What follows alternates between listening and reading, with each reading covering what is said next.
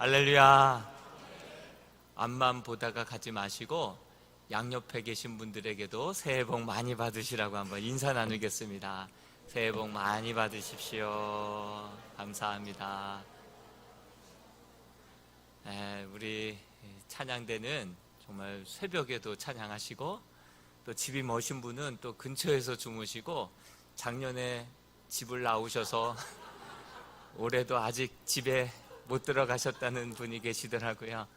이렇게 귀한 또 수고와 섬김 하나님이 기억하실 줄로 믿습니다. 개묘년 검은 토끼해라고 하죠. 토끼하면 아주 잽싸고 영리하고 꾀가 많죠. 별주부전을 보면 위기를 잘 모면하기도 하는데요. 대부분의 동화책을 보면 자기 꾀에 자기가 넘어가는 토끼들이 더 많은 것 같습니다.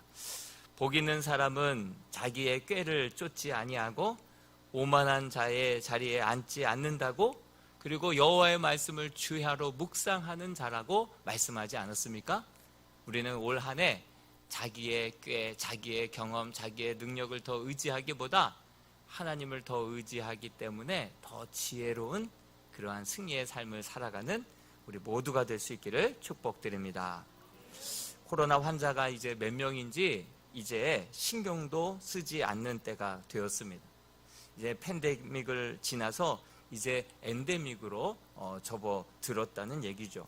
지난 3년 동안 교회가 전혀 뜻하지 않았던 광야의 시즌을 그렇게 힘겹게 보내오지 않았습니까? 이제는 제법 변화의 과정과 성숙의 과정을 거쳤습니다. 그래서 올 한 해의 표를 이렇게 기도하는 가운데 광야를 지나서 이제는 변화와 성숙으로 라고 하는 제목의 주제를 정하게 되었습니다. 우리 주제의 근간이 되는 말씀을 같이 한번 다시 읽어볼까요? 신명기 8장 2절 말씀입니다. 시작. 내 하나님 여호와께서 이 40년 동안에 내게 광야 길을 걷게 하신 것을 기억하라. 이는 너를 낮추시며 너를 시험하사 내 마음이 어떠한지 그 명령을 지키는지 지키지 않는지 알려 하심이라. 광야의 길을 걷게 하신 이유가 있다고 하죠. 이는 너희를 낮추시며, 여러 가지 시험을 통해서 그 마음을 바꾸시어, 다시 말해서 변화와 성숙의 사람으로 온전하게 만들어서 다시금 하나님의 말씀을 잘 지키는 자가 되게 하기 위함이다. 다시금 온전한 예배자가 되어서 하나님을 경외하는 자가 되게 하기 위함이다. 그리고 마침내는 너를 내가 반드시 축복하여서 너를 다시금 세상 가운데로 내보내서 세상을 다시금 변화시키는 그러한 삶을 위하여서 너희에게 광야를 준 것이다 라고 오늘 성경은 말씀하고 있습니다. 우리에게 이러한 고난을 주시고 광야를 걷게 하신 하나님의 뜻이 분명하게 담겨져 있는 것을 우리 신명기 8장은 이야기하고 있습니다. 신명기서 전체를 아주 짧은 시간에 한번 잠깐 지나간다고 한다면 신명기 1장에서부터 4장까지는 광야 40년에 대한 회고입니다. 과거를 회고하고 있는 것이죠. 그리고 신명기 5장에서부터 27장까지는 다시금 하나님께서 우리로 하여금 이 계명을 잘 지키는 자가 되기 위하여서 우리를 이렇게 변화시키는 과정을 겪게 된 것이다.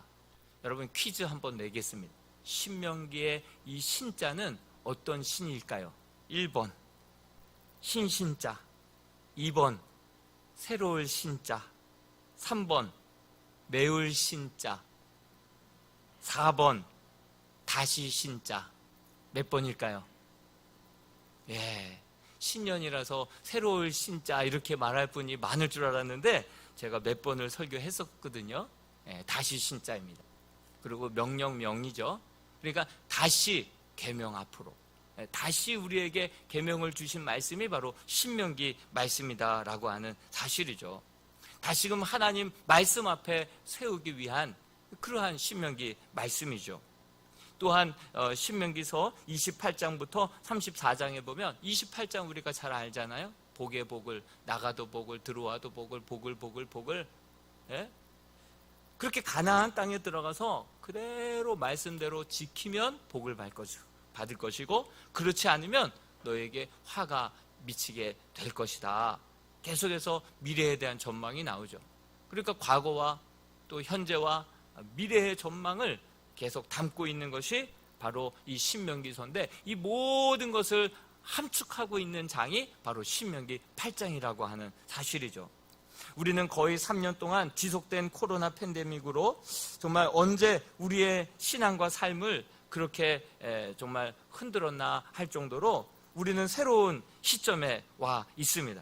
이는 광야를 어느 정도 지나서 이제 모압 평지에서 지난 과거들을 회상해보고, 그리고 그 코로나 팬데믹을 거치면서 우리에게 하나님께서 어떤 변화와 성숙을 가져다 주셨나 회고해보고, 또 앞으로 가나안 땅에 들어가면 이제 우리는 어떻게 살아가야 되나, 이제 우리가 코로나를 지나서 엔데믹 시대에 어떤 방향으로 어떻게 나아가야 할지, 그것을 가르쳐주고 있는 말씀이 오늘의 본문 말씀입니다.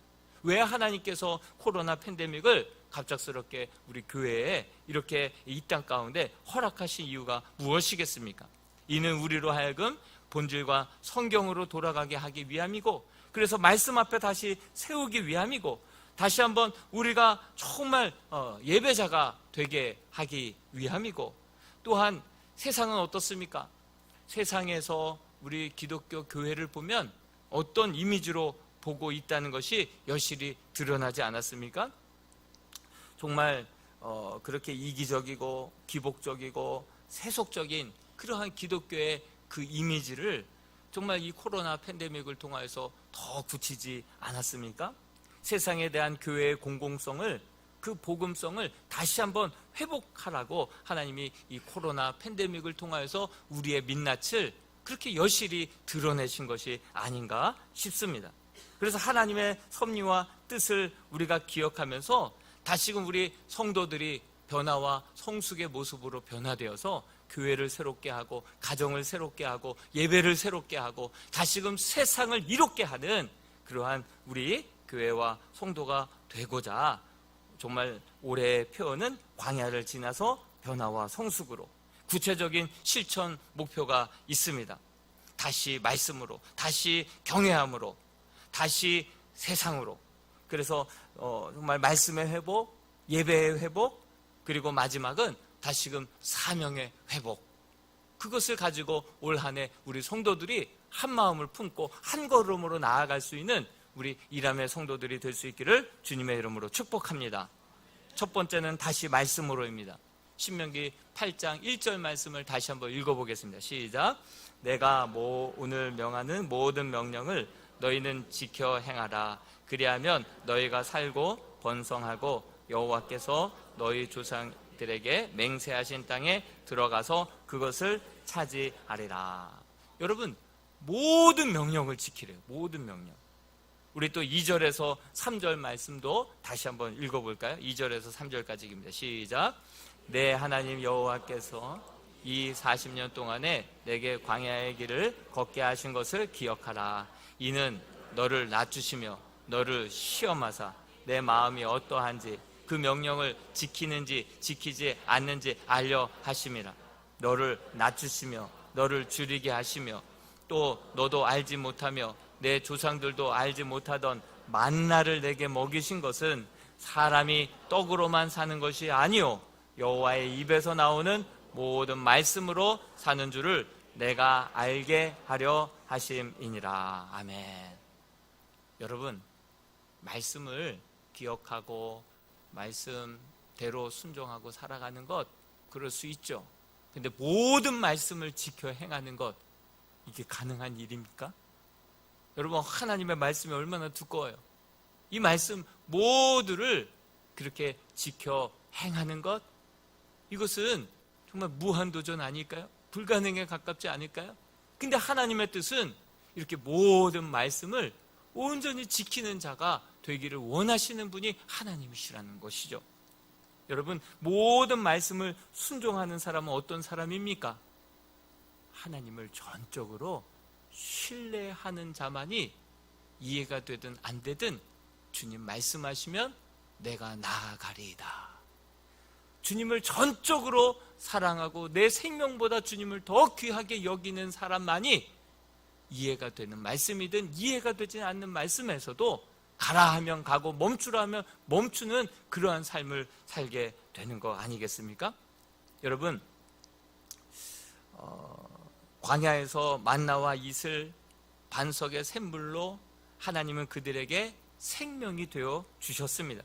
뜨거울 때는 구름 기둥이 되어 주셨고 밤에는 정말 불기둥으로 그들을 섬세하게 사랑으로 그렇게 인도하시다 보니 하나님을 신뢰하기 시작합니다.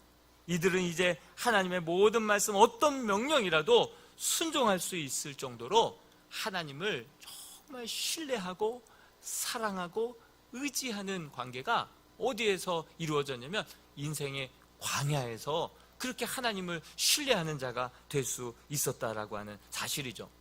한마디로 11일이면 갈 수 있는 그 광야를 40년 동안 계속해서 뺑뺑뺑뺑 돌면서 그곳에서 제식훈련하면서 제식훈련을 군대에서 하는 이유가 무엇입니까? 막 총알이 빗발치는 곳에서 돌격 앞으로 했을 때 생각하지 않고 계산기 두들기지 않고 그냥 무의식 가운데 그냥 순종하며 나아갈 수 있는 그러한 군인들로, 군사들로 만들기 위해서 제식훈련하는 거 아니겠어요? 이 11일이면 가는 곳을 계속해서 뺑뺑뺑뺑 그러면서 40년을 훈련하면서 그 말씀에 순종하는 것이 몸에 배고 노예 근성이 그렇게 빠져나갈 수 있도록 40년을 훈련하다 보니 모든 말씀, 어떤 말씀, 이해되지 않는 말씀도 하나님의 말씀이고 명령이라면 순종할 수 있는 그러한 하나님을 신뢰하는 믿음이 광야에서 생겨나게 된 줄로 믿습니다. 왜 아브라함이 왜 믿음의 조상입니까? 갈 바를 알지 못하고 내가 내게 지시할 땅으로 가라 하니까 이해가 되든 안 되든 감당할 수 있는 말씀이든 아니든 일단 순종하고 보는 그런 아브라함의 모습을 보지 않습니까? 다니엘과 그의 세 친구들 그렇게 예배를 드리면 사자굴에 끌려간다 하더라도 그럼에도 불구하고 예배를 드리고 하나님의 말씀 계명 그 예배를 목숨과 같이 지켰던 그들의 모습, 이게 어떻게 가능합니까? 하나님을 전적으로 광야 생활을 통하여서 하나님을 사랑하고 하나님을 신뢰한 자만이 그냥 말씀을 편식하지 아니하고 하나님의 말씀이라면 그대로 순종하는 그러한 순종의 삶이 되는 줄로 믿습니다. 여러분, 송구영신 예배 때 나눠드렸고 지금은 비치를 해놨는데요, 성경 읽기표 너무 이렇게 하드 케이스로 해서 잘 이렇게 만들었습니다. 여러분들 정말 이 하나님의 말씀을 정말 다시 말씀으로 돌아가는 한 해가 되었으면 좋겠습니다. 변화와 성숙으로 하나님의 말씀을 정말 편식하지 아니하고 하나님의 성경적인 가치관으로 늘 우리의 심령과 생각을 적셔서 정말 선택하고 순간순간 선택하는 모든 선택이 하나님께 영광이 되고 기쁨이 되고 나에게 결국은 복이 되고 유익이 되는 그러한 한 해가 될 수 있기를 주님의 이름으로 축복합니다. 이 성경통도 이제 1004독을 우리 성도들이 함께 목표로 달려갔으면 좋겠어요. 그래서 1독을 하고 이름을 적어서 그렇게 교회 사무실에 내주시면 주보에도 그 이름을 싣고 그 사람의 이름으로 다음 세대를 위한 장학금 10,000원씩 적립을 해서 우리 다음 세대들도 키우고 성경 말씀도 읽고 정말 우리가 보다 더 성숙해지고 하나님의 뜻을 이루는 교회와 성도가 될 수 있기를 주님의 이름으로 축복합니다.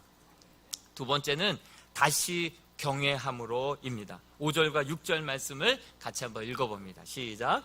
너는 사람이 그 아들을 징계함같이 내 하나님 여호와께서 너를 징계하시는 줄 마음에 생각하고 내 하나님 여호와의 명령을 지켜 그의 길을 따라가며 그를 경외할지니라. 광야와 같은 시간을 통해서 너희를 징계함은 어떻게 하기 위함이라고 말씀하고 있습니까? 그를 경외하기 위함이다. 하나님을 경외하는 최고의 방법은 예배인 줄로 믿습니다. 참 교회와 성도가 지난 시간 많은 시련을 겪었습니다. 이는 다 우리를 낮추시기 위한 훈련이었습니다.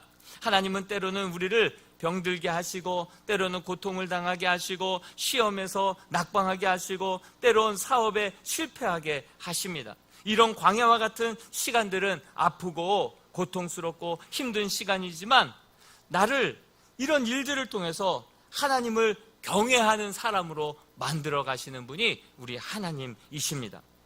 사람은요, 인생의 정점을 찍으면 허무해지고요, 인생의 하점을 찍으면 의미를 찾습니다 라고 하는 말이 있죠. 여러분, 모든 것은 다 경험해봤더니 헛되더라. 정점을 찍게 되면 그 뒤로부터 허무함이 밀려오게 되죠. 그렇지만 우리의 인생에 고난을 당하고 인생의 하점을 찍게 되면 그때부터 의미들을 찾게 되고 생각하게 되고, 살아계신 하나님을 찾아 그 의미와 뜻을 더 깊이 발견하고 성숙해지고 변화되어지고, 그래서 고난당하는 것이 내게 유익이라, 이 고난을 통하여서 주의 율례를 배웠도다, 이렇게 고백하고 있는 것이죠.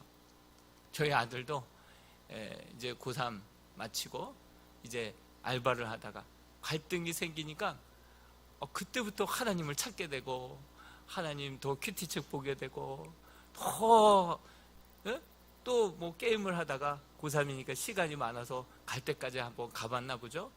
그랬더니만 한없이 허무하더라. 다 얻어봤고 뭐 해봤는데 허무하더라. 그리고 인생에 고난이 오니까, 갈등이 오고, 이거 막 혼자 힘으로 해결하기 어려운 일이 닥치니까 진짜 아빠 기도하게 되던데요. 네. 여러분, 이게 진리입니다. 참으로 우리가 광야를 걷게 되면 정말 삶의 우선순위들이 전혀 새로워지게 되고 가치관이 달라지게 되죠. 전에는 이것 없으면 죽을 것 같았던 것들이 있잖아요. 체면, 돈, 자신의 성공, 목표 달성, 이것들 없으면 난 죽는다 생각을 했는데, 광야에 금이 뭐가 필요합니까? 그거를 뭐 어떻게 씹어 먹습니까? 어떻게 합니까? 그냥 물이면 되고, 광야면 만나면 최고지. 거기에다가 메추라기를 보내주면 오 할렐루야 감지덕지 기뻐 춤출 일이지, 금은 아무짝에도 광야에서는 쓸모가 없게 되는 것이죠. 천국에서도 금은 그냥 포장재로만 사용된다라고 말하고 있지 않습니까? 사람이 병에 걸리면 돈도 명예도 항존직, 뭐 당선도 성공도 액세서리도 이게 뭐 거추장스러운 거예요. 광야에서는 하나님 한 분이면 되는 줄로 믿습니다. 하나님 한 분이면 풍족하지는 않아도 정말 하나님께서 하늘의 만나와 이슬을 주시잖아요. 화려하지 않아도 그 옷이 헤어지지 않고 그 신이 닳지 않게 해 주시잖아요. 여러분, 단 하루도 살 수 없는 광야에서는 다른 거 필요 없고 우선순위가 하나님이 되는 줄로 믿습니다. 그리고 광야를 통과한 사람들은요, 하나님만을 경외하는 거예요. 우선순위가 하나님께 있는 거예요. 하나님을 경외하고 하나님을 예배하는 사람이 되는 줄로 믿습니다. 여러분, 광야에서는요 99%가 불편해요. 편한 게 없어요. 거의 95% 정도가 불편해요. 뭐 사파리 여행하는 사람들도 있어서 금방 조정을 했는데요, 거의 대부분이 불편하죠. 편한 거 10%, 5% 이 정도밖에 없습니다.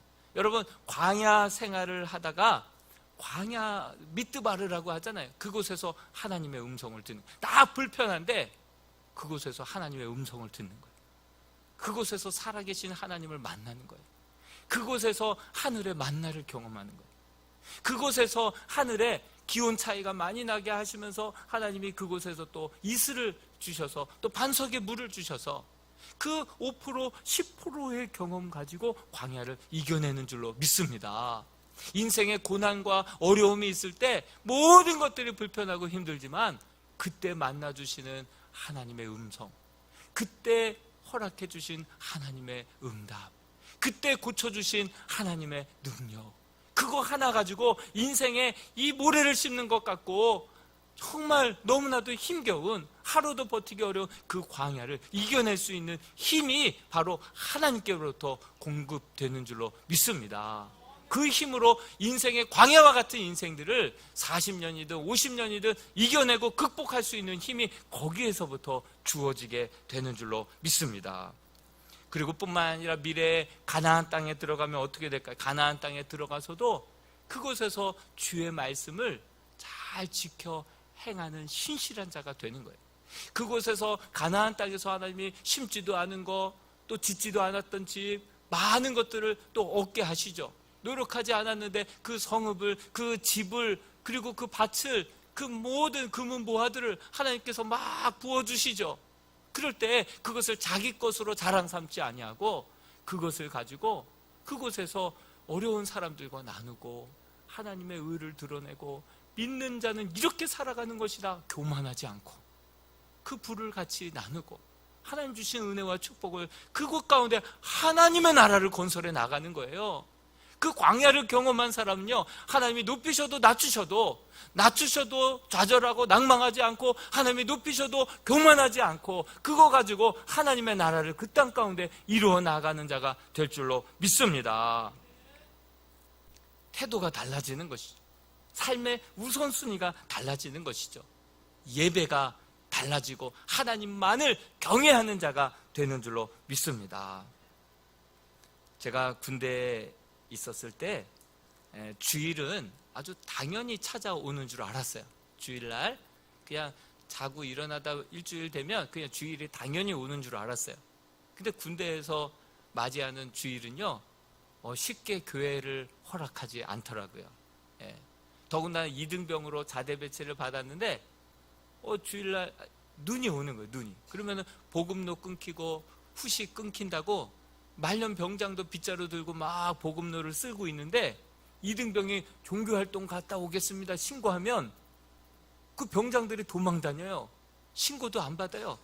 숨어요. 산으로 숨고 보일러실에 숨고, 나 신고 안 받았다. 안 받아줘요. 안 받아줘요.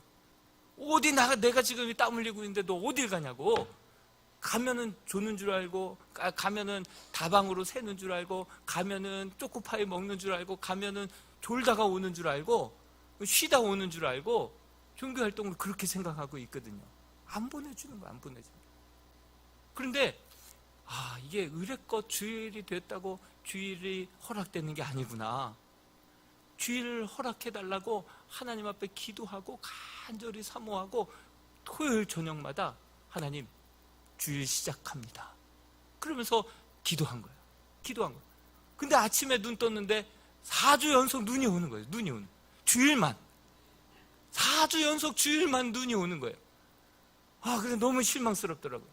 어떻게 내 일주일 동안 안 오다가 주일마다 눈이 오냐고. 그런데 희한하게요, 4주 연속 한 번도 빠짐없이 이등병이 교회를 나갔습니다. 할렐루야. 알고 보니까 중대장이 얘는 안 나가면은 사고 치래라고 그렇게 소문이 났다는 거예요. 그래서 내가 중대장 당번병에 대해서 그런 말씀 하셨다고 하더니, 나 그런 말 한 적 없는데 헛소문이 돌면서 저를 교회에 갈 수 있도록 하나님께서 기도에 응답해 주신 거예요. 4주 연속 그렇게 눈이 올 때마다도 맞아가면서, 물론 갔다 오면 엄청 맞았죠. 한 16m 정도 뒤로 물러가면서 계속 네가 뭔데? 나 일하고 있고 쓸고 있는데 네가 뭔데? 그러면서 맞았죠. 그렇지만 침상에 들어가서 감사합니다. 웃었어요. 하나님, 주님 앞에 예배 드릴 수 있게 해주셔서 감사합니다. 맞아도 좋습니다. 행복합니다. 하나님, 그럼에도 불구하고 하나님 앞에 예배 드릴 수 있도록 예배 허락해 주셔서 감사합니다. 그러면서 하나님 앞에 기도드렸더니 군종병이 되었네요. 밤 10시까지 저녁 예배까지 드리고 올 수 있도록, 일병도 되기도 전에 군종병이 돼가지고 그렇게 또 예배를 원없이 드릴 수 있는 그러한 은혜를 허락해 주셨죠. 여러분, 예배는 토요일부터 시작되는 줄로 믿습니다. 여러분, 코로나 이후에 예배 드리는 숫자가 현저하게 줄어들었습니다. 어떻게 보면 하나님이 이 코로나를 통하여서 진짜 예배자들을 하나님이 부르시고 세우시는 과정이 아니었나 생각이 듭니다. 그럼에도 불구하고 하나님을 나는 예배하는 예배자입니다.